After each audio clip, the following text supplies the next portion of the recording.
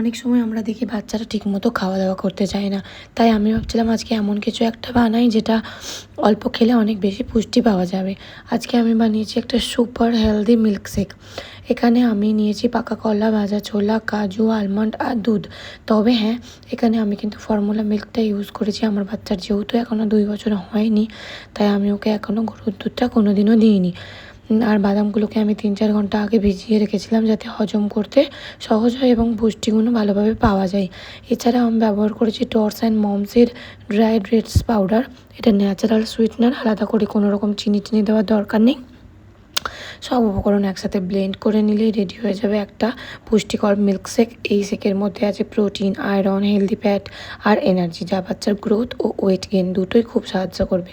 তবে একটা কথা অবশ্যই মনে রাখবেন, আপনার বাচ্চার যদি এই উপকরণগুলোর কোনোটাতে অ্যালার্জি না থাকে তবেই দেবেন। আমার বাচ্চার এগুলো আগে থেকেই আলাদাভাবে সব কিছু খেয়েছে, তো তাই আমি নিশ্চিন্তে এটা বানিয়েছি। আপনারাও ট্রাই করুন, অবশ্যই আপনার বেবিরও অনেক পছন্দ হবে।